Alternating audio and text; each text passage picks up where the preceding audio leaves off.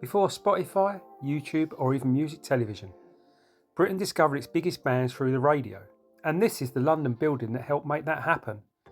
From the Beatles to David Bowie and the explosion of classic rock, the BBC helped shape British music culture for generations. Today we're exploring Broadcasting House, one of the most important buildings in music and broadcasting history. It's hard to imagine now, but there was once a time when radio completely controlled how people discovered music. Back in the 1930s and 40s, the BBC decided what Britain listened to. Broadcasting House became the centre of British radio, sending music, news and entertainment into millions of homes. But at first, the BBC was actually quite traditional. The music played here was often orchestras, classical performances and formal entertainment. Rock and roll hadn't arrived yet. By the late 1950s and early 60s, everything started changing. Young people wanted something louder, faster and more rebellious. American rock and roll began influencing Britain, and suddenly bands were appearing all over cities like Liverpool and London. And one band will completely change music forever: the Beatles. Before Beatlemania exploded worldwide, the Beatles relied heavily on radio exposure, and the BBC became one of the most important platforms for the band in their early years. The Beatles recorded dozens of performances for BBC Radio during the early 60s. At the time, live sessions were incredibly important because many people couldn't afford records. For huge numbers of listeners, the first time they heard the Beatles was through BBC broadcasts connected to this building. It's incredible to think that while people walked these same London streets, Beatles songs were being broadcast across the country from right here. As the 1960s continued, Britain suddenly became the centre of global music culture. Bands weren't just popular, they were becoming national obsessions, and radio played a massive role in creating that excitement. Teenagers would tune in, hoping to hear the latest songs, interviews and live performances from their favourite artists.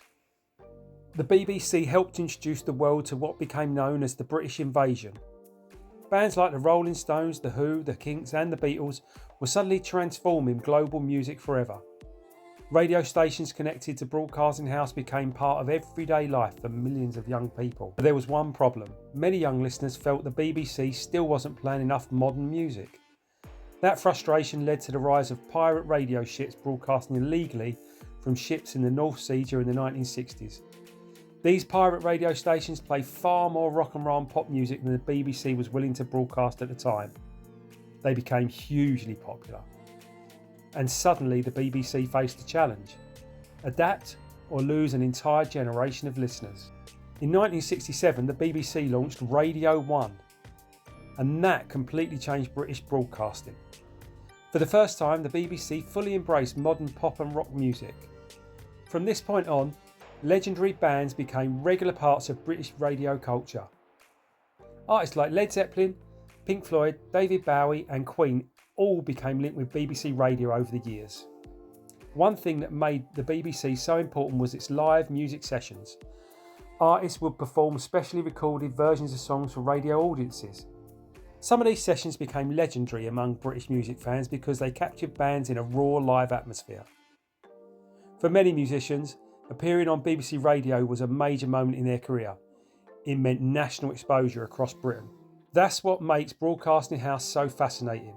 Most people walk past without realising how much music history is connected to this building. Behind these walls, generations of presenters, producers and musicians helped shape modern British culture.